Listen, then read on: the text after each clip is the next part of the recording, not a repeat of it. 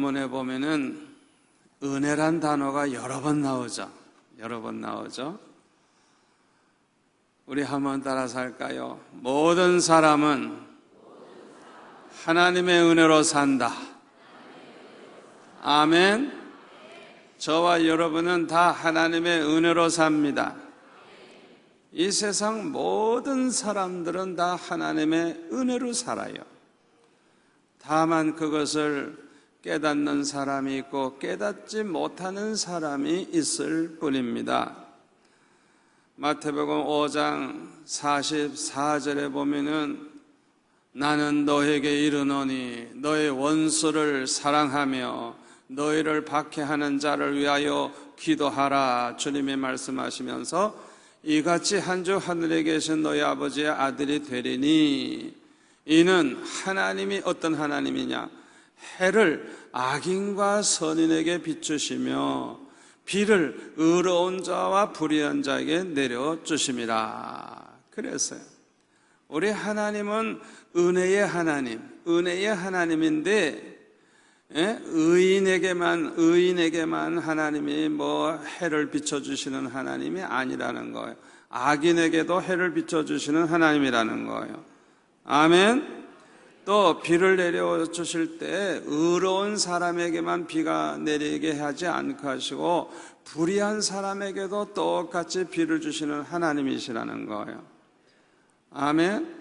요 말씀이 무엇을 가리키는가 하니 이 세상 모든 인간은 다 죄인들인데 우리 하나님이 너무너무 자비하셔서 저들에게도 은혜를 베푸시고 계시다는 거예요. 아멘. 날마다 태양이 뜰 때마다 하나님의 은혜인 줄 아시기 바랍니다. 비가 내릴 때마다 하나님의 은혜인 줄 아시기 바랍니다. 하나님께서는 모든 사람들에게 은혜를 베푸시는 하나님이신 것입니다. 우리가 하나님의 은혜로 산다는 것을 깨달으면 그 사람은 그리스도인이요, 그것을 깨닫지 못하면 그 사람은 불신자입니다. 그리스도인이 아닙니다. 여러분이 그걸 아셔야 돼요. 얼마나 중요한 그 차이인지 몰라요. 날마다 하나님의 은혜로 산다는 것을 아는 사람, 그걸 깨닫는 사람은 거듭난 신자요 구원받은 하나님의 자녀이지만은 하나님의 은혜로 깨닫지 못하고 사는 사람은 구원받은 사람이 아니에요. 그 사람은 불신자예요. 하나님의 자녀가 아니에요. 그래서 우리가 하나님의 은혜로 산다는 것을 깨닫는 사람들에게는 하나님께 감사하는 마음이 있어요. 여러분, 하나님께 감사하는 마음이 있습니까? 또 하나님을 기뻐하는 마음이 있어요. 또 하나님을 사랑하는 마음이 있어요. 그래서 하나님을 경외하면서 사는 것입니다. 아멘. 우리는 날마다 하나님의 은혜로 살고 있습니다. 지금까지 살아있는 것도 하나님의 은혜입니다. 여러분, 오늘 하루 중에도 암으로 죽은 사람, 사고로 죽은 사람 얼마나 많은 줄 압니까? 물에 빠져 죽는 사람 얼마나 많은 줄 압니까? 병원에서 얼마나 많은 사람들이 수술하다가 죽고 병으로 죽고 죽는 사람이 얼마나 많은지 몰라요. 여러분, 오늘 이 시간 이렇게 살아있다는 것 자체가 하나님의 은혜입니다. 우리 자신이 깨닫지를 못해서 그렇지요.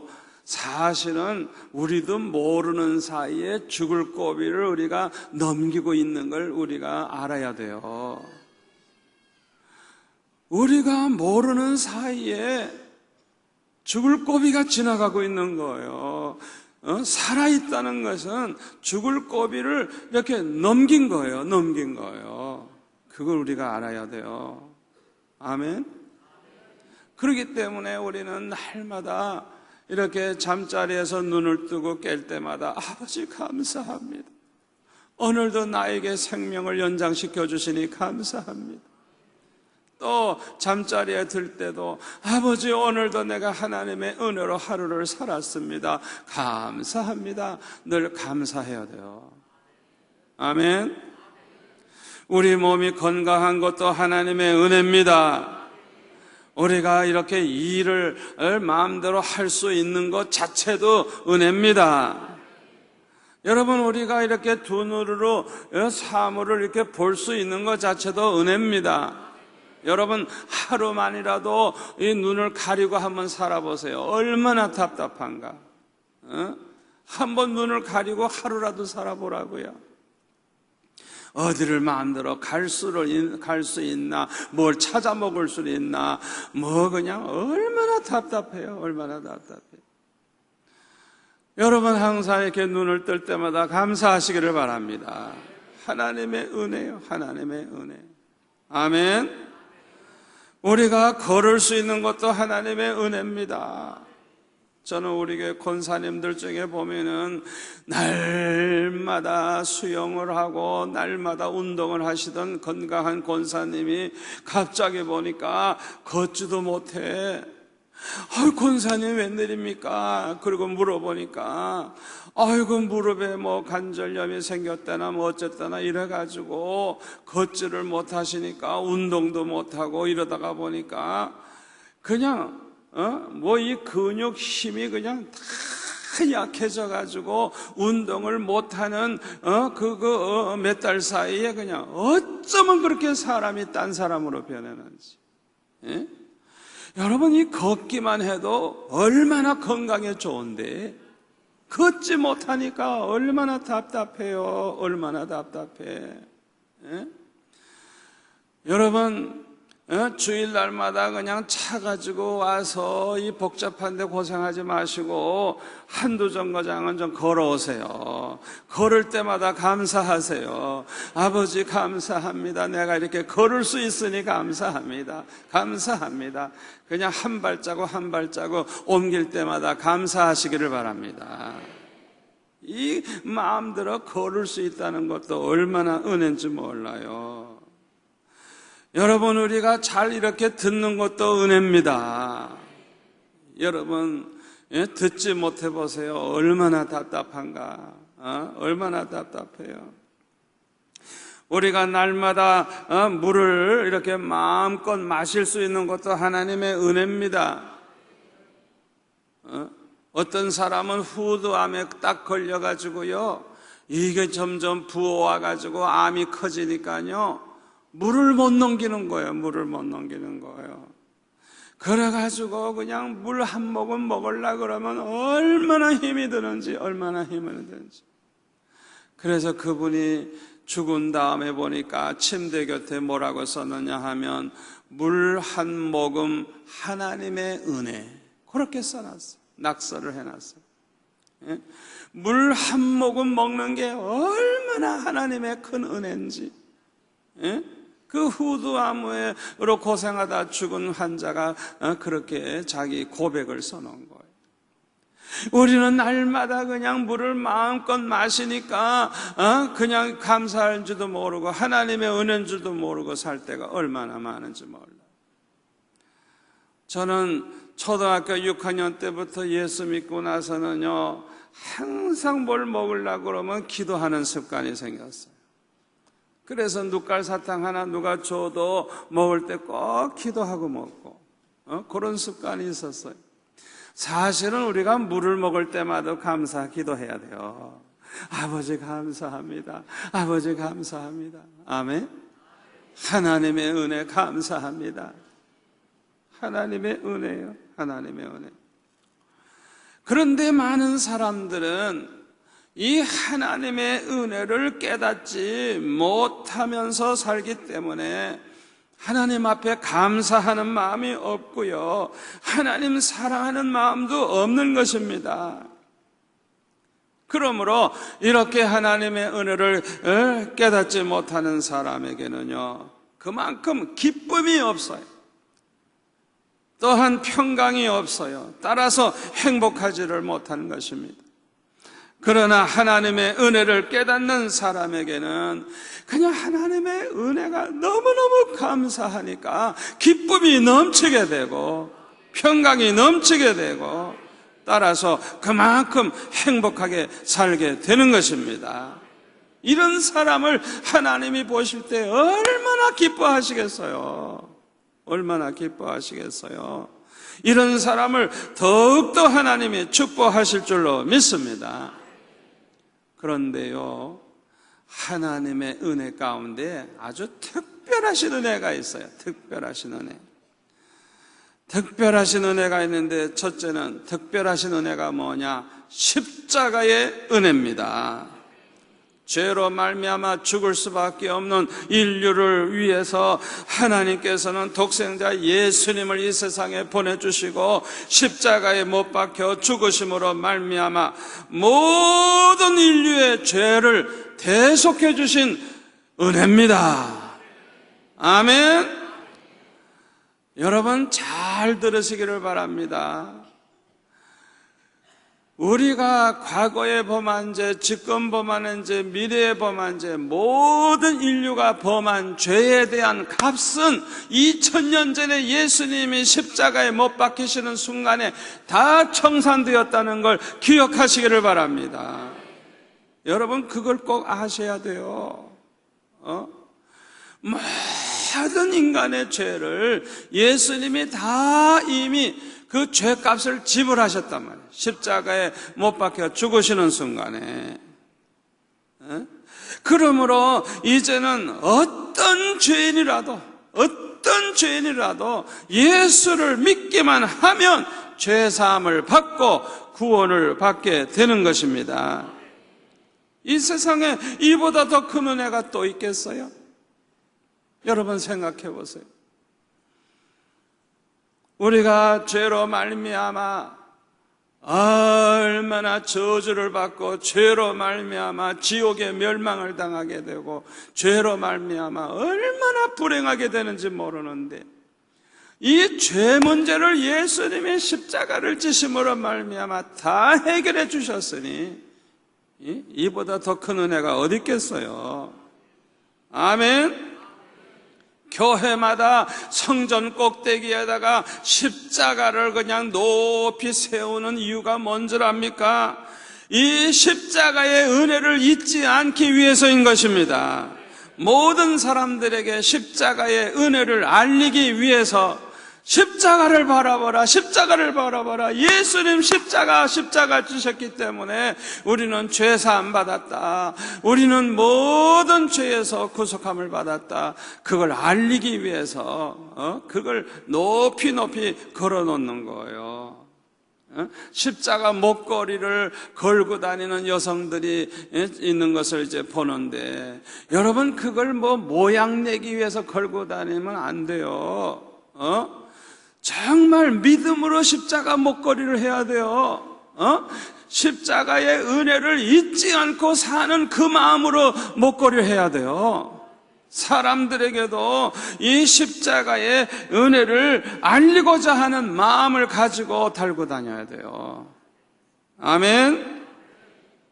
하나님의 특별하신 은혜, 십자가의 은혜. 두 번째로는요, 특별하신 은혜가 뭐냐? 예수 믿게 된 은혜입니다. 예수 믿게 된 은혜. 에베소서 2장 8절에 보면은 너희는 그 은혜에 의하여 믿음으로 말미암아 구원을 받았으니 이것은 너에게서 난 것이 아니요 하나님의 선물이라. 행위에서 난 것이 아니니 이는 누구든지 자랑하지 못하게 함이라. 여러분 이거 잘 보세요. 너희는 그 은혜에 의하여 믿음으로 말미암아 구원을 받았으니 이것은 너에게서 난 것이 아니요 하나님의 선물이라. 행위에서 난 것이 아니니 그랬어요.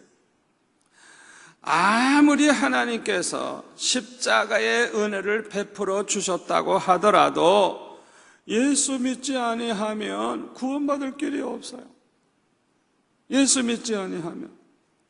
예수님의 십자가 지심으로 우리의 죄를 다 대속해 주셨음에도 불구하고 그 축복을 우리가 받을 수가 없어요. 예수를 믿지 아니하면. 그러므로 예수를 믿게 되는 것이 얼마나 중요한지 몰라요. 그런데 아무나 예수 믿게 되는 게 아니에요. 믿어줘야 믿지. 믿을 마음이 있어야 믿지. 여러분, 왜 이렇게 부산에도 10명 중에 9명이 안 믿어요? 9명이. 예? 우리가 그렇게 나아가 전도해도 믿으려고 안 하는 사람이 90%가 돼요. 90%. 예? 믿을 마음이 있어야 믿지. 믿어져야 믿지. 여러분, 아무나 예수 믿는 줄 알아요? 여러분, 예수 믿게 된 게 보통 은혜인 줄 압니까? 특별 은혜입니다. 특별 은혜. 이거는 하나님의 특별 은혜입니다. 아무나 예수 믿게 되는 거 아니에요. 그러면 누가 예수를 믿게 됩니까? 첫째로 창세전에 택함 받은 사람만이 예수를 믿게 됩니다. 에베소서 1장 4절에 보면은 그 창세전에 그리스도 안에서 우리를 택하사, 창세전에 택하사 우리로 사랑 안에서 그 앞에 거룩하고 흠이 없게 하시려고 그 기쁘신 뜻대로 우리를 예정하사 예수 그리스도로 말미암아 자기의 아들들이 되게 하셨으니 그랬어요. 창세전에 택해 주셨다는 거예요. 창세전에. 아멘. 창세전에. 사도행전 13장 44절에 보면은 사도 바울이 바나바와 함께 비시디아 안디옥에서 안식일마다 회당에서 하나님의 말씀을 전했어요.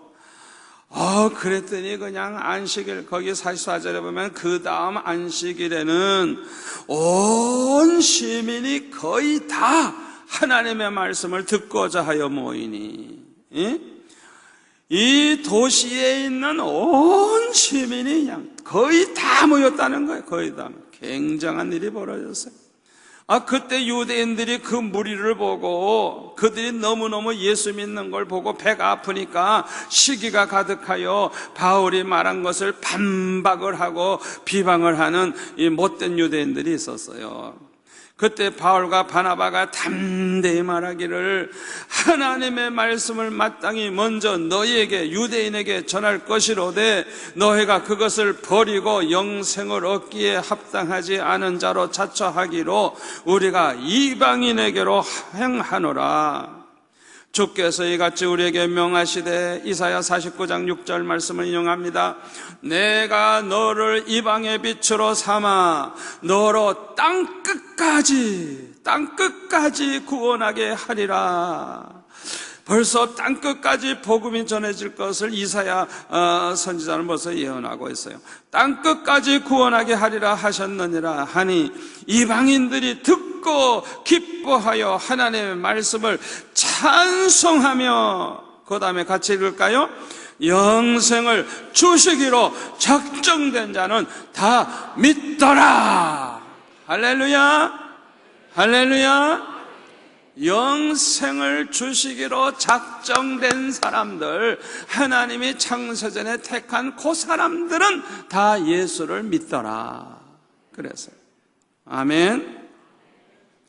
여러분들처럼 이렇게 예수를 믿는 사람들은 이미 창세전에 하나님이 택한 사람이라는 걸 아주 100% 믿으시길 바랍니다. 의심하지 마시길 바랍니다. 여러분 안에 그 믿음이 있다고 하면 나는 이미 영생을 하나님이 주시기로 작정한 사람이구나. 그렇게 믿고 고백을 하고 감사하면서 살아가시기를 바랍니다. 44절에 보면 하나님을 듣고자 하여 그냥 그 도시의 사람들이 다 그렇게 모였다고 하는데, 이렇게 복음을 잘 받는 사람, 하나님의 말씀을 듣기를 원하는 사람, 이런 사람들은 하나님이 창세전에 택한 사람인 줄 믿습니다. 그리고 요한복음 6장 44절에 보면은 나를 보내신 아버지께서 이끌지 아니하시면, 예수님에게 이끌지 아니하시면 아무도 예수님에게 내게 올 수 없으니 오는 그를 내가, 예수님께서 마지막 날에 다시 살리리라. 아멘.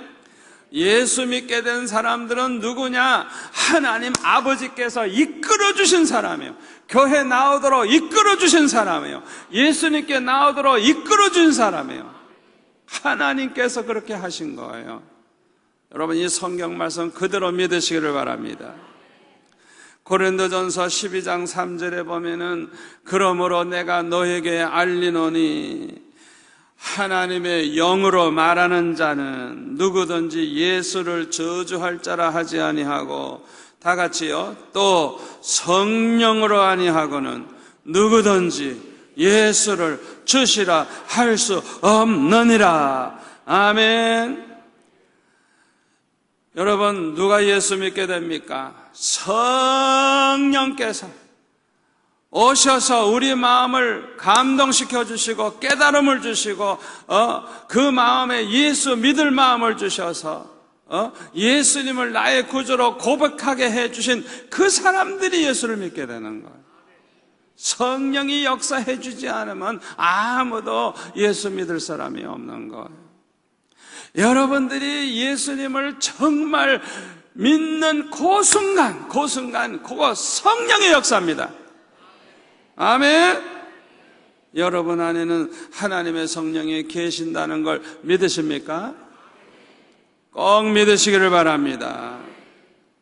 탕자가 그냥 굶어 죽지 아니하고 자기 잘못을 깨닫고 이제라도 아버지 집으로 돌아갈 마음이 생겨가지고 이렇게 깨달음을 얻고 아버지께로 돌아오게 된 것은 전적으로 하나님의 은혜입니다. 여러분, 회개하게 되는 이 은혜가 얼마나 큰 은혜인 줄 압니까? 이거는 아주 특별 은혜입니다. 특별 은혜. 여러분, 회개를 그렇게 쉽게 하게 되는 줄 알아요? 여러분이 지금까지 예수 믿으면서 하나님 앞에 어느 날 그냥 죄를 고백하면서, 아버지 나는 죄인입니다, 나는 이런 죄를 범했습니다, 아버지 용서해 주세요 하면서 눈물 콧물 줄줄 흘리면서 여러분들이 회개한 적이 있었다고 하면 이거는 아주 특별 은혜입니다. 특별 은혜. 아멘. 이거는 거듭난 신자라는 걸 증거해 주는 거예요. 교회 평생 다녀도요, 나는 어떤 장로님 보니까요, 회개하는 걸 내가 본 적을 못 봤어. 죽어도 회개 안 해. 회개하고는 담 쌌어. 그냥 이중생활을 하질 않나, 남의 돈을 떼먹질 않나, 못된 짓을 많이 하면서도 절대로 회개를 안 해. 그 자녀들이 나보고 그래요. 우리 아버지는 예수 믿는 사람 아닙니다, 그래요. 그 자녀들이 그래요. 왜? 집에서 하는 짓을 보면 전혀 그 마음에 예수님이 없는 사람이라는 거예요. 자기 아버지는 예수 믿는 사람 아니래요. 그런데 어디에서 그렇게 장로가 됐는지, 장로가 돼가지고 우리 교회를 왔어요. 예? 얼마나 한심한 일이에요. 예수도 안 믿는 사람, 거듭나지도 못한 사람, 겉으로 볼 때는 뭐 점잖은 장로 같은데 집에 가면 깡패가 되는 거예요. 직장에 가면 도둑놈 되는 거예요. 도둑놈. 그런데 회개를 하면 살 길이 열리는데 회개를 안 해요. 회개가 되질 않아요. 회개에 눈물이 안 나오는 거예요. 여러분, 이거 회개하게 되는 건 하나님의 특별 은혜입니다. 여러분, 회개한 적이 있다고 하면, 하나님이 나에게 특별하신 은혜를 주셨구나 깨달으시고 감사하시기를 바랍니다. 세 번째로, 하나님의 특별하신 은혜는 우리가 경건하게 살게 되는 은혜입니다. 경건하게 살게 되는 은혜. 우리가 야고보서 1장 26절에 보면 어떻게 사는 것이 경건한 삶인가를 알 수 있게 됩니다. 야고보서 1장 26절 말씀입니다. 누구든지 스스로 경건하다 생각하며 자기 혀를 재갈 물리지 아니하고 자기 마음을 속이면 이 사람의 경건은 헛것이라. 하나님 아버지 앞에서 정결하고 더러움이 없는 경건은 곧 고아와 과부를 그 환난 중에 돌보고 또 자기를 지켜 세속에 물들지 아니하는 그것이니라. 그랬어요. 경건한 사람이 어떤 사람이에요? 첫째로 혀 관리를 잘하는 사람. 혀 관리. 여러분 명심하시기 바랍니다. 이 말씀을 꼭 기억하시기 바랍니다. 그 사람이 참 경건한 사람이라고 하면 요 혓바닥이 경건해진다는 걸 기억하시기를 바랍니다. 여러분, 이 말 한마디가 얼마나 중요한 줄 알아요? 저는 아주 그냥 속상한 것 중에 하나가 뭐냐 하면, 아니 교회에서 말이죠, 권사님, 장로님 이렇게 훌륭한 분들이 말이죠, 어떤 때 보면은 끼리끼리 모였을 때 보면은 그냥 없는 얘기도 하고 쓸데없는 얘기하고 그냥 얼마나 못할 말을 하는지, 그럴 때 그냥 보면 가슴을 막 치고 싶은 마음이었어요. 왜냐하면 가짜 경건이라고. 가짜 경건. 참 경건하면 뭐가 다르냐? 이 혀를 재갈 물리고 혀 관리를 잘해. 할 말 못할 말 그런 걸 잘 구별해서 옛날에는 경건하게 살지 않아야 할 때는 모르는데 경건해진 다음에는 요 말하는 게 달라져요. 말하는 게. 아멘. 여러분, 요 혀가 경건해져야 참 경건한 사람입니다. 얼마나 중요한지 몰라요. 집에서도 그렇고요, 직장에 가서도 그렇고요, 교회에서도 그렇고요, 해외 놀러 다닐 때도 그렇고요. 우리는 언제나 이 말 한마디가 얼마나 중요한지 몰라요. 그 사람이 정말 경건하다고 하면 그 말하는 게 은혜로워요. 아멘. 말하는 게 은혜로워. 얼마나 은혜가 되는지 몰라. 이 혀가 은혜 받은 혀가 경건한 사람. 두 번째로는 고아와 과부를 그 환난 중에 돌보는 사람이라서. 환난 중에 나 살기도 힘드는데, 환난 중에 나도 먹고 살기가 힘드는데, 그 어려운 속에서도 고아와 과부를 돌보는 사람, 이거 하나님 마음 감동시키는 겁니다. 아멘. 지난 수요일날 인도네시아 목사님이 오셨었죠. 그 목사님 예배당은 12,000석이래요. 교인이 한 15,000명 되는데요, 매일과 같이 그 도시에 있는 고아들, 가난한 사람들, 과부들, 불쌍한 사람들을 위해 가지고 보통 12,000명 식사를 대접한대요. 날마다 그렇게 대접을 한대요. 얼마나 귀한 일을 많이 하는지. 시장이 감동받아가지고 예수를 믿는데요. 시장님이 얼마나 교회가 축복을 받았는지. 지나간 3년 동안에 그 회교도들 7,000명을 세례줬대. 7,000명. 그래서 그 도시를 완전히 복음화하려고 그러고 지나간 30일 동안에 그냥 매일 도시마다 그렇게 집회를 하면서 다녔다 그래요. 제가 그 목사님 보니까 얼마나 부러운지. 왜? 내가 하고 싶은 거 하고 있으니까. 얼마나 감동받았는지 몰라요. 우리 수영로 교회도 이제는 앞으로 이 부산에 모든 소년소녀 가장을 비롯해서 집 없이 그냥 돌아다니는 불쌍한 사람들, 독거 노인들 다 먹이면서 그렇게 구제도 하기를 원합니다. 여러분들 가운데 그런 봉사자가 많이 나오기를 바랍니다. 우리도 매일 한 10,000명씩 그냥 먹인다고 해보세요. 그냥. 예? 한국 교회의 그 이름이 그냥 예수님의 이름이 빛나게 될 줄로 믿습니다. 세 번째로 하나님 앞에서 정결하고 더러움이 없는 참 경건은 또 뭐냐? 자기를 지켜 세속에 물들지 아니하는 그것이라. 요 세 번째 얼마나 중요한지 모릅니다. 세상이 아무리 악하고 세상이 아무리 음란해져도 그렇게 거룩하게 깨끗하게 경건하게 사는 사람, 얼마나 하나님이 기뻐하시겠어요.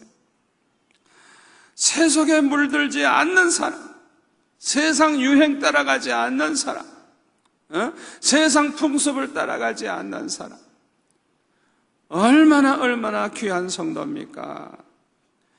죄악이 관영한 이런 세상에서 우리가 이렇게 경건하게 사는 것은 매우 어렵습니다.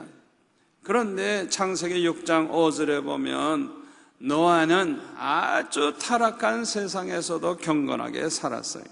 창세기 6장 5절에 볼까요? 여호와께서 사람의 죄악이 세상에 가득함과, 죄악이 세상에 가득했대요. 그의 마음으로 생각하는 모든 계획이 항상 악할 뿐임을 보시고 땅 위에 사람 지으셨음을 한탄하사 마음에 근심하시고 이르시되 내가 창조한 사람을 내가 지면에서 쓸어버리되 사람으로부터 시작해가지고 가축과 기는 것과 공중의 새까지 그리하리니 이는 내가 그것들을 지었음을 한탄함이니라 하시니라. 그러나 노아는 여호와께 은혜를 입었더라. 이것이 노아의 족본이라. 노아는 의인이요 당대의 완전한 자라. 그는 하나님과 동행하였으며. 그랬어요. 노아가 어떻게 그렇게 경건하게 살 수가 있었다고요? 그 비결이 뭐라고요? 8절에 보니까 노아는 어떻게 해요? 여호와께 은혜를 입었더라. 아멘. 그렇게 죄악이 가득한 세상이지만은 어떻게 그렇게 경건하게 살 수가 있었느냐? 어떻게 의인이 될 수가 있었느냐? 어떻게 완전한 자가 될 수가 있었느냐? 어떻게 그렇게 하나님과 동행하면서 살 수가 있었느냐? 이것은 하나님의 특별한 은혜였다는 것입니다. 하나님의 은혜. 아멘. 지금은 노아 시대보다도 몇 배로 더 악하고 음란한 이런 시대입니다. 그러므로 거룩하게 살 수 있는 이런 경건의 은혜를 받아야 할 줄로 믿습니다. 이 경건의 은혜는요, 성령의 은혜입니다. 성령의 은혜. 거룩하신 성령의 은혜를 충만히 받으면 우리도 노아처럼 거룩하게 경건하게 살아갈 수 있습니다. 아멘. 누구든지 성령의 은혜를 받으면 거룩하신 하나님의 자녀가 됩니다. 그뿐만 아니라 성령의 은혜를 받으면 어떤 일이 일어나느냐? 죄를 항상 깨닫고 회개하는 자가 됩니다. 여러분, 이거 보통 은혜가 아니에요. 날마다 내 죄를 깨닫고 허물을 깨닫고 내 실수한 걸 깨닫고 회개하는 삶을 사는 것 자체가 이거 특별한 은혜예요. 특별한 은혜. 아멘. 이 은혜 가운데 사는 사람은 거룩한 삶을 살게 되고, 이 은혜 가운데 사는 사람은 아주 겸손한 자가 됩니다. 왜요? 날마다 자기 허물을 깨달으니까, 자기 잘못을 깨달으니까, 자기 자신이 죄인인 줄 알기 때문에 겸손해지는 거예요. 아멘. 그리고 성령의 충만한 은혜를 받으면 우리가 육신의 정욕을 이기게 되고 악령을 이기게 되고 환난과 시험을 이기게 되고 성령의 인도하심을 따르게 됩니다. 아멘. 성령 충만하면 성령의 지배를 완전히 100% 받게 돼서 성령의 인도하심 따라서 살게 되는 거예요. 성령 충만하면 성령의 인도하심을 온전히 우리가 받게 되는 거예요. 그래서 세속에 물들지 않고 거룩하게 살 수 있는 것입니다. 이런 사람에게는요, 경건의 능력이 있어요. 그런데 우리가 주의해야 할 것이 있습니다.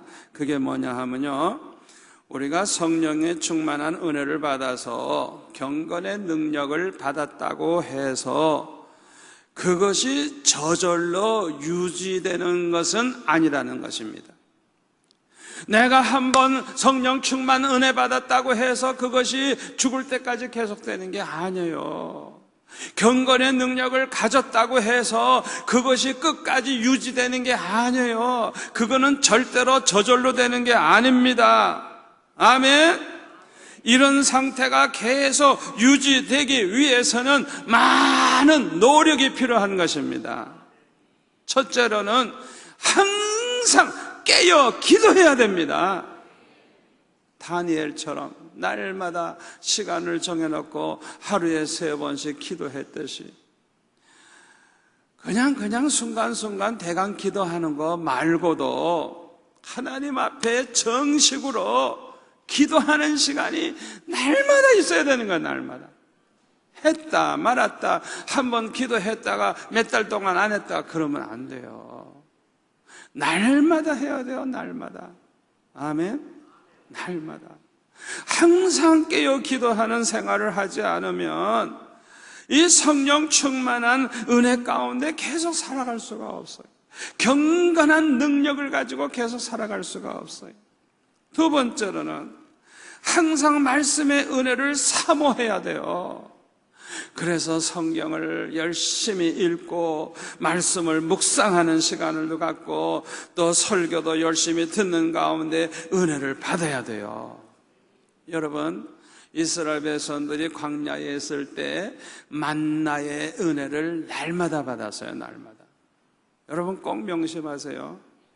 하나님이 만나를 내려주실 때 이틀씩 사흘씩 주지 않았어요. 꼭 그 하루에 필요한 만나를 주셨고 하루가 지나면 그 만나가 벌레가 먹고 이렇게 썩어서 못 먹었어요. 안식일 전날만 안식일날 일하지 않게 하기 위해서 이틀을 가게 하셨지만은 평소에는 딱 하루치만 주신 거예요. 하루가 지나면 벌레 먹고 썩어서 못 먹는 거예요. 그게 우리에게 주는 중요한 교훈이 있습니다. 우리가 이 만나의 은혜를 오늘 받았습니까? 그것은 오늘을 위해서 주신 거예요. 내일은 그냥 넘겨도 됐나? 아닙니다. 내일도 또 하나님 앞에 그 은혜를 받아야 되는 것입니다. 내일도 또 만나의 은혜를 받아야 되는 거예요. 생수의 은혜도 마찬가지예요. 내가 생수를 마셨다 그래가지고 그거 한 번 마셨다 그래서 영원히 목마르지 않는 게 아니에요. 날마다 그 생수를 마셔야 되는 거예요. 날마다. 아멘. 하루에도 몇 번씩 목마를 때마다 생수를 마셔야 되는 거예요. 그걸 아셔야 돼요. 말씀의 은혜를 한 번만 받으면 계속되는 게 아니에요. 날마다 말씀의 은혜를 받아야 되는 거예요. 꼭 명심하시기 바랍니다. 아멘. 우리가 그렇게 생각하면 돼요. 배터리를 충전해야 되듯이 자동차도 배터리가 충전이 계속 되니까 그 배터리가 힘을 발휘해 가지고 모든 시동도 되고 하는 것이지, 그거 충전하지 않으면요 못 쓰는 거예요.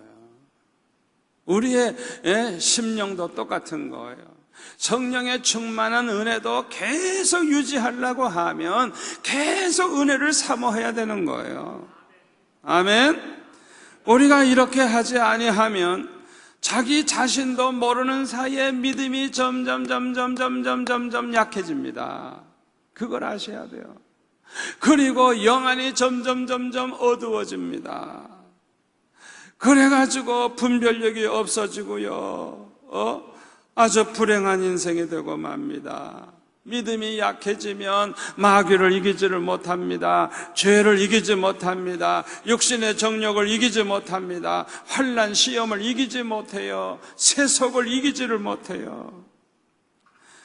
우리의 신앙은 현재가 중요합니다.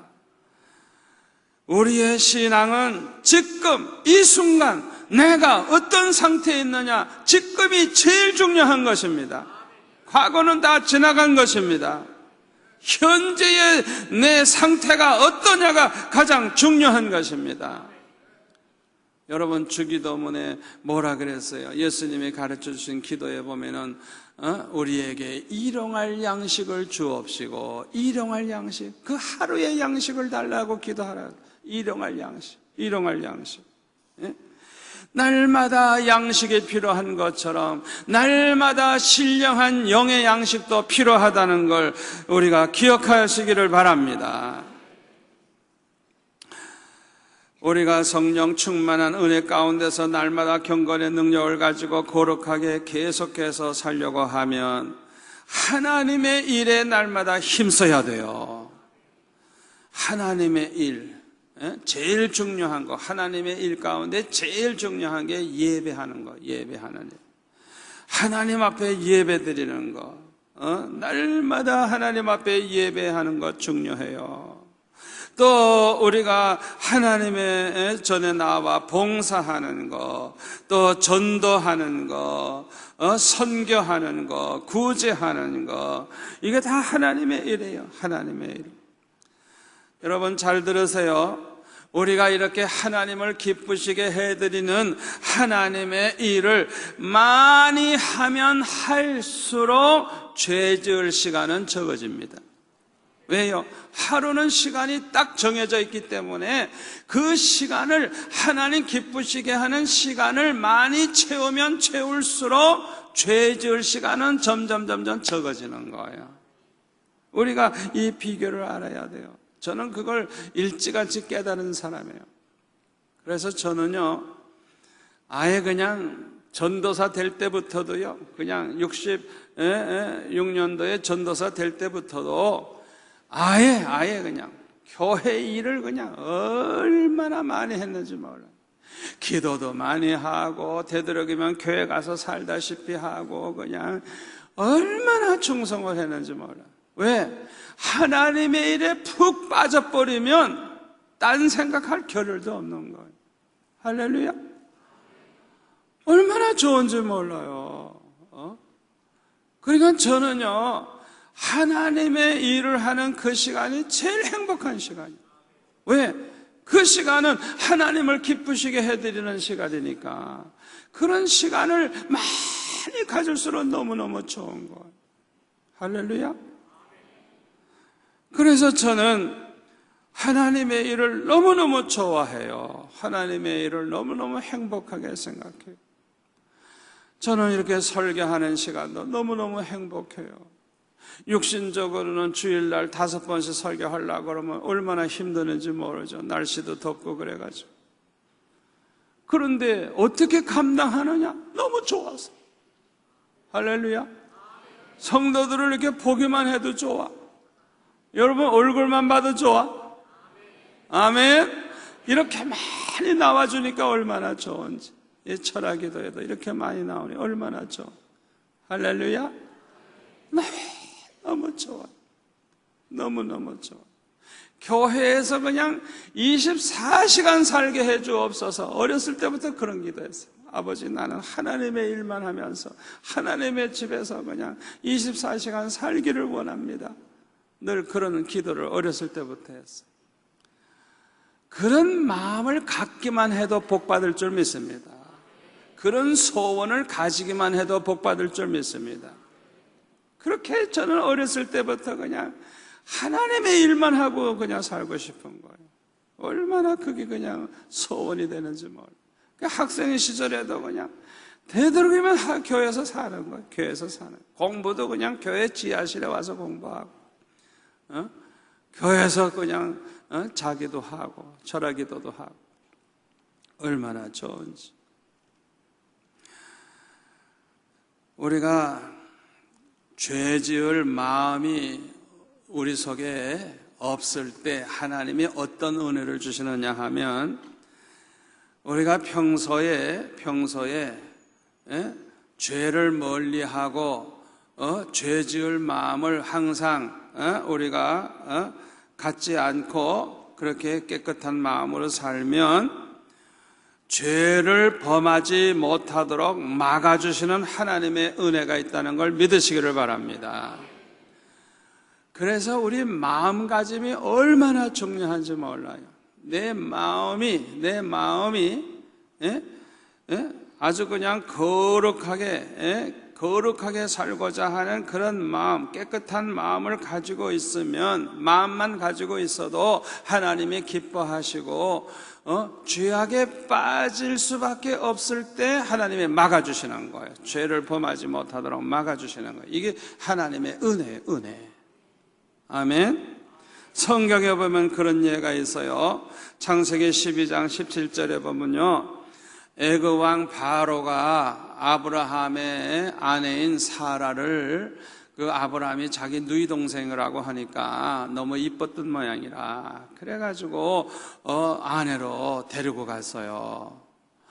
그러니까 애굽 왕이 아브라함의 아내를 빼앗고자 하는 그런 마음으로 그렇게 한 게 아니에요. 분명히 사라에게도 물어보니까 자기 오빠래, 남편을 오빠래. 그 확인을 한 거예요. 전혀 죄 지을 마음이 없었어요.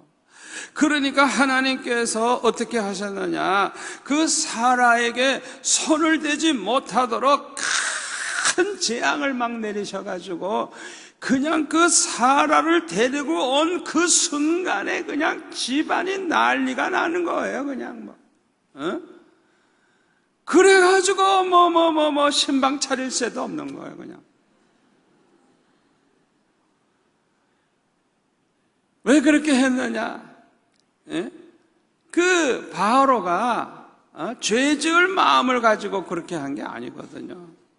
그래서 하나님이 그렇게 보호하신 거예요. 여러분 잘 들으세요. 우리가 재앙을 만났기 때문에 죄악에 빠지지 않았다면 그 재앙을 내리신 하나님께 감사하시기를 바랍니다. 꼭 명심하시기를 바랍니다. 여러분 죄악에 빠질 수밖에 없는데 하나님께서 큰 병을 주셔서 그 죄를 빠지지 않게 됐다면 그 병 주신 하나님께 감사하시기 바랍니다. 아멘. 하나님이 막아주신 거예요. 막아주시는, 죄를 범하지 못하도록 막아주신 하나님의 은혜예요. 창세기 20장에 들어가서 보면 그랄 왕 아비멜렉의 이야기가 나오는데, 아브라함이 그랄 지방에 있을 때에 그의 아내 사라를 또 자기 누이라 그랬어요. 그러니까 그랄 왕 아비멜렉이 사람을 보내어서 사라를 데려갔더니 그 밤에 하나님이 아비멜렉에게 꿈에 나타나셔서 말씀하시기를, 내가 데려간 이 여인으로 말미암아 내가 죽으리니 그는 남편이 있는 여자임이라 말씀을 하셨어요. 아비멜렉이 그 여인을 가까이 하지 아니하였으므로 이렇게 말합니다. 주여, 주께서 의로운 백성도 멸하시나이까? 그가 나에게 이는 내 누이라고 하지 아니하였나이까? 그 여인도 그는 내 오라비라고 하였사오니 나는 온전한 마음과 깨끗한 손으로 이렇게 하였나이다. 하나님이 꿈에 또 그에게 이르시되, 내가 온전한 마음으로 이렇게 한 줄을 나도 알았으므로 너를 막아 내게 범죄하지 아니하게 하였나니 여인에게 가까이 하지 못하게 함이 이 때문이라. 이제 그 사람의 아내를 돌려보내라. 그는 선지자라. 그가 너를 위하여 기도하리니 내가 살려니와 내가 돌려보내지 아니하면 너와 내게 속한 자가 다 반드시 죽을 줄 알지니라. 하나님께서 이렇게 말씀을 해 주셨어요. 여러분, 하나님께서 범죄하지 못하도록 막아주시는 은혜. 아비멜렉, 그랄 왕 아비멜렉이 범죄하지 못하도록 하나님이 막아주셨다 그래서 막아주셨다. 여러분, 이 은혜를 항상 받으시기를 축원합니다. 축원합니다. 요셉은 억울하게 누명을 쓰고 감옥에 들어갔지 않아요? 그런데 이 감옥에 들어감으로써 요셉은 더욱 경건하게 살 수 있는 은혜를 입었어요. 첫째로 보디발의 아내의 접근을 막아줌으로써 다시는 그 여인이 접근할 수 없게 막아주심으로 경건하게 살기에 너무너무 좋게 됐어요. 두 번째로는 언제 죽을지 모르는 상황에서 기도를 몇 배로 더 열심히 하게 되었을 것이니 그는 더욱 경건한 삶을 살게 되었을 거예요. 세 번째로는 이 감옥은 여러 가지로 고통스러운 곳이지만은 경건하게 살기에는 더할 나위 없이 좋은 것입니다. 감옥은요, 유혹할 것도 없잖아요. 아무것도. 감옥에 갇혀가지고 그저 주는 양식이나 먹고 시키는 일만 하면 되니까 무슨 뭐 죄 짓고 자시고 그런 것이 없잖아요. 감옥이라고 하는 것은 불편하고 고통스러운 곳이지만은 경건하게 살고자 하는 자에게는 더할 나위 없이 좋은 곳이에요. 그렇기 때문에 하나님께서 사도 바울의 말년을 감옥에서 보내게 하신 것입니다. 이 감옥에서 첫째로 기도 많이 하게 되니 좋고, 둘째로 순교할 준비를 해놓고 살게 되니 좋고, 셋째로 시간이 많으니 좋아요. 시간이 많으니 좋아요. 그러니까 각 교회에 그렇게 편지를 써서 보내면서 큰 메시지를 그렇게 보내줬어요. 그래가지고 그 편지를 우리도 지금 읽고 있잖아요. 할렐루야. 그뿐만 아니라 그 감옥을 지키는 로마 병정들에게 전도를 함으로 말미암아 이 로마의 복음이 전파되게 했어요. 생각해 보세요. 얼마나 감사해요. 어떻게 보면은 왜 사도 바울을 감옥에 그렇게 집어넣으셨나, 하나님이 왜 그렇게 하셨나 답답할지 모르지만은 사실은 가장 경건하게 살면서 가장 귀한 일을 하나님이 하게 하신 것입니다. 아멘. 이것이 다 하나님의 은혜인 줄 믿습니다. 네 번째로 하나님의 특별하신 은혜는 우리가 하나님의 집에 일꾼이 되는 은혜입니다. 오늘 보면 고린도전서 15장 9절 10절에 보면은 나는 사도 중에 가장 작은 자라 나는 하나님의 교회를 박해하였으므로 사도라 칭함받기를 감당하지 못할 자니라. 그러나 내가 나 된 것은 하나님의 은혜로 된 것이니. 사도 바울은 자기는 자격이 없는 죄인이라고, 과거가 안 좋은 죄인이라고, 그러나 이렇게 사도로 칭함받게 된 거, 이거는 오직 하나님의 은혜라고 그렇게 고백을 하고 있습니다. 디모데전서 1장 12절에 보면은 또 이렇게 말합니다. 나를 능하게 하신 그리스도 예수 우리 주께 내가 감사함은 나를 충성되이 여겨 내게 직분을 맡겨주심이니 내가 전에는 비방자여 박해자여 폭행자였으나 도리어 공의를 입은 것은 내가 믿지 아니할 때 알지 못하고 행하였음이라. 우리 주의 은혜가 그리스도 예수 안에 있는 믿음과 사랑과 함께 넘치도록 풍성하였도다. 그렇게 고백하고 있어요. 사도 바울은 이렇게 직분을 하나님이 맡겨주신 것에 대해서 너무너무 감사하고 있어요. 이거는 하나님의 특별한 은혜입니다. 여러분이 교회에 교사 직분을 가지고 있다든지 집사 직분을 가지고 있다든지 권사 직분을 가지고 있다든지 장로 직분을 가지고 있다든지 하여튼 여러분들이 직분을 받았다고 하면 이거는 하나님의 특별하신 은혜라는 걸 믿으시기를 바랍니다. 지금으로부터 한 50년 전인가요? 50몇 년 전인가요? 철안교회에 양장로님이라고 계시는데 그분이 농림부 장관인가 했어요. 그런데 이 장로님이 농림부 장관을 하시면서 이런 말을 했어요. 자기는 장관 자리와 장로직과 두 가지 중에 하나를 택하라고 그러면 자기는 당장 장관직 그만두고 자기는 장로직을 자기는 맡을 거라고 그렇게 얘기했어요. 다시 말하면 이 장로님은 세상에서 장관이 돼가지고 영광을 받는 것보다 하나님의 집에서 장로로서 충성하는 이 직분을 더 귀하게 여겼어요. 여러분, 장관 되는 것보다도 장로님 되는 것이 더 영광인 줄 믿습니다. 이거는 특별한 은혜예요. 특별한 은혜. 장관 됐다고 장로직 줍니까? 안 줍니다. 장로직이 더, 이거는 하나님의 은혜로 받는 거예요. 성령의 은혜를 받은 사람들에게는요, 반드시 변화가 있습니다.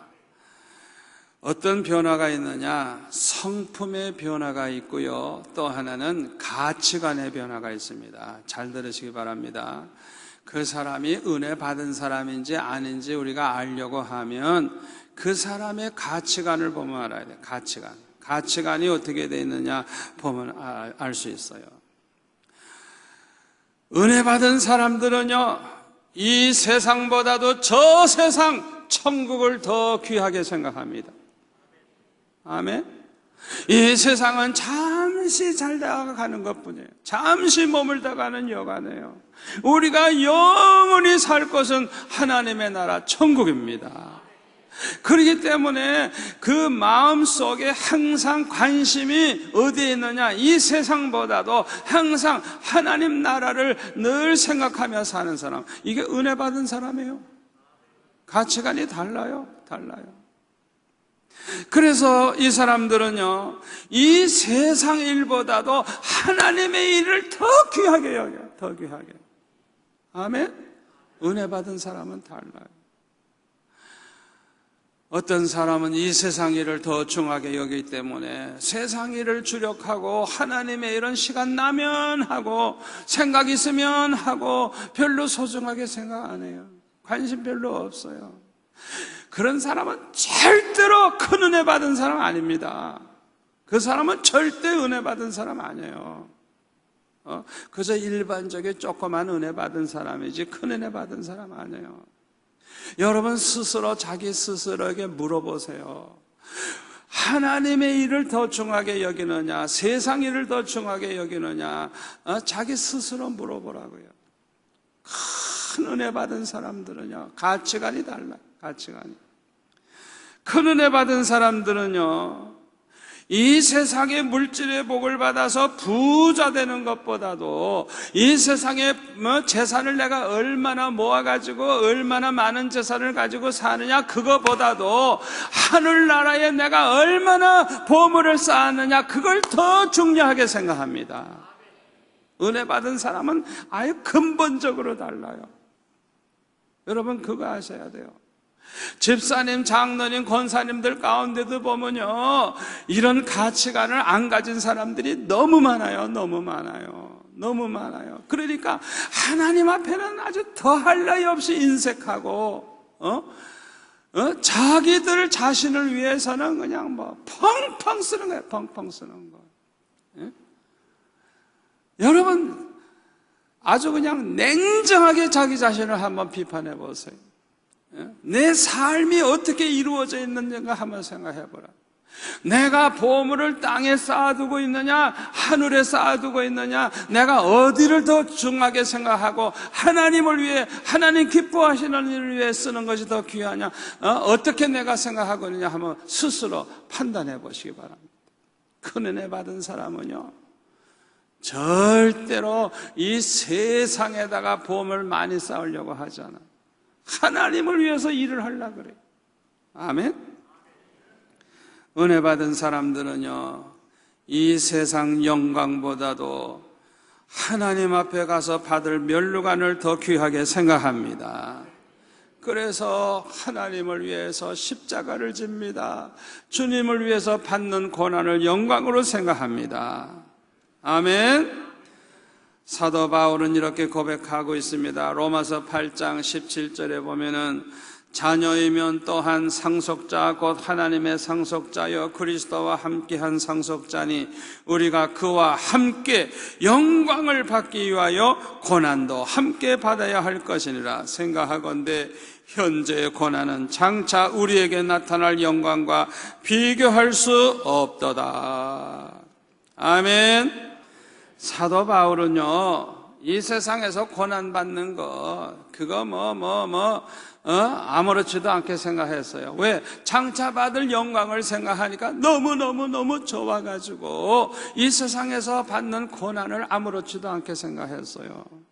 빌립보서 3장 5절에 보면 사도 바울은 이렇게 말합니다. 나는 8일 만에 할례를 받고 이스라엘 족속이요 베냐민 지파요 히브리인 중에 히브리인이요 율법으로는 바리새인이요 열심으로는 교회를 박해하고 율법의 의로는 흠이 없는 자라.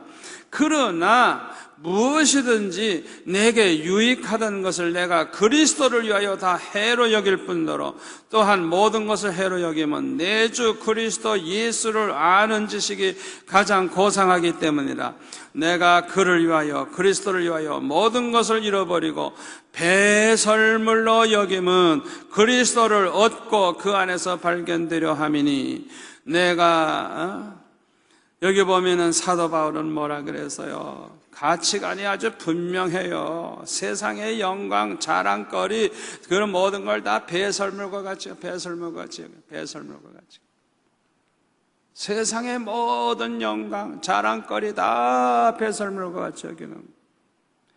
그리고 내가 예수님을 아는 지식을 가지게 된 것을 가장 귀하게 여기고 주님을 위해서 그는 살고 그렇게 영광을 돌렸어요. 아무쪼록 저와 여러분에게도 이런 가치관이 확립되기를 축원합니다. 마지막 5번째로 하나님의 특별하신 은혜는 하나님의 일에 크게 쓰임받게 되는 은혜입니다.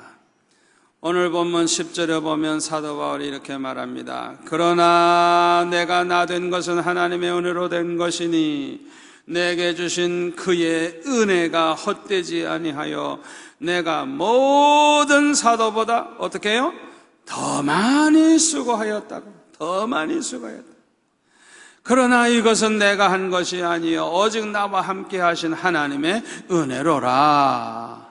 아멘.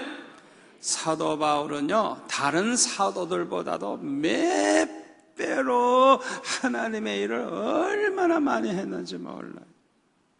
하나님 앞에 이렇게 쓰임받게 되는 은혜, 이거는 하나님의 특별하신 은혜입니다. 아멘. 사도 바울은요 선교 사역을 했는데요, 사도 바울이 가는 곳곳마다 교회가 세워졌어요. 교회. 여러분, 이 교회가 세워진다고 하는 게 이게 보통 은혜인 줄 압니까? 사도 바울이 그 당시에 한국에도 왔다 갔다 하면 한국에도 교회가 생겼을 거예요. 사도 바울이 가는 곳곳마다 신자가 생기고 가는 곳곳마다 교회가 세워지고. 여러분, 선교사들이 사역할 때에 가장 중요한 게 뭔지 알아요? 어떤 기술을 가리키고 무슨 사역을 하고 뭘 하더라도 그 선교사를 통해서 예수 믿는 사람이 생기느냐 안 생기느냐, 그게 중요한 거예요. 그래서 그 믿는 사람들을 통해서 교회가 세워지느냐 안 세워지느냐, 그게 가장 중요한 거예요. 그게 안 세워지는 사람은 완전히 공치고 있는 사람이에요. 수십 년 선교제가 있어도 한 사람도 구원하지 못한 사람들이 있어요. 교회를 못 세운 건 말할 것도 없어요. 결국에는 헛수고예요. 무엇을 위해서 일한 거예요? 수십 년 동안. 생각해보라고. 여러분, 이렇게 가는 곳곳마다 신자가 생기고 가는 곳곳마다 교회가 세워지는 것은 하나님의 은혜로 되는 것입니다. 사도 바울의 고백 그대로예요. 하나님의 특별하신 은혜입니다.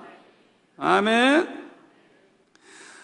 그뿐만 아니라 사도 바울은 서신을 통해서 교회마다 말씀으로 무장을 시키고, 교회마다 믿음 무장을 시키고, 환난을 이길 수 있는 믿음을 무장시키고, 그 말씀이 2000년 동안 모든 성도들에게 계속 전파가 돼서 우리까지 바울 서신을 통해 은혜 받잖아요. 아멘. 그 영향력이 얼마나 큰지 몰라요. 이 사도 바울 한 사람이 수고한 게 얼마나 큰지 몰라요. 사도 바울이 이렇게 하나님의 은혜에 크게 쓰임받게 된 것은 모두가 다 사도 바울과 함께 하신 하나님의 은혜라고 고백을 하고 있습니다. 제가 서울에서 부목사로 있을 때에 제가 있던 그 교회에 그 안수지사님 한 분이 일제시대에 일본에 가서 아주 유명한 대학을 나오신 분이에요. 그래서 그분의 친구들이 대학교 총장, 교수, 우리나라의 고위직에 있고 아주 그분과 같이 그렇게 귀한 그런 학교 나온 사람이, 일제시대에 나온 사람이 많지 않거든요. 그러니까 아주 그냥 굉장히 훌륭한 사람이 많아요. 그런데 이분은요, 그 지사님은 아무것도 안 해요. 뭐 하느냐 하면 부인 권사님이 시장에서 남편이 아무것도 안 하니까 부인이 나가 장사를 하는데 이불 가게 장사를 해요. 이불 가게. 그래서 내가 신방을 가보면 이불 가게에 가서 툭 앉아 있어요. 그러니까 그렇게 공부를 많이 하고 인류학교를 나오고 그렇게 훌륭한 사람이 쓰임받지 않는 거예요. 아무 데서 오라는 데가 없는 거예요. 얼마나 아까워요. 인물도 잘났고 실력도 있고 그런데 쓰임을 받지 못하는 거예요. 공부를 많이 하면 뭐해요? 뭐해요? 아무 데도 쓰임받지 못하는데. 여러분, 교회 안에서도 마찬가지입니다. 직분을 받았으면 뭐합니까? 얼마나 하나님의 영광을 위해서 쓰임을 받느냐가 중요한 것입니다. 아멘. 이제 결론의 말씀을 드립니다. 하나님의 특별하신 은혜 5가지를 소개했습니다. 첫째가 뭐라고요? 십자가의 은혜. 십자가의 은혜. 이건 특별하신 은혜입니다. 두 번째로 우리가 예수 믿게 된 은혜. 이건 특별 은혜입니다. 아멘. 이 은혜 주신 하나님께 감사하시기를 바랍니다. 그 다음에 세 번째로는 경건하게 살게 되는 은혜.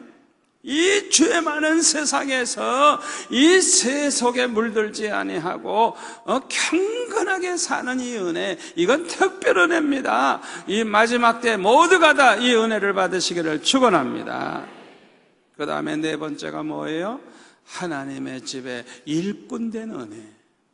여러분, 하나님의 집에 일꾼된 거 감사하시기를 바랍니다.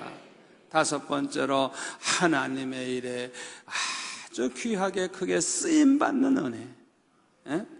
그래서 하나님이 우리를 통해서 놀라운 일을 행하시고 우리를 통해서 영광을 받으시고 우리를 통해서 교회가 부흥되고 우리를 통해서 교회가 세워지고 우리를 통해서 하나님의 뜻이 이루어진다고 하면 이거 보통 축복이 아닙니다.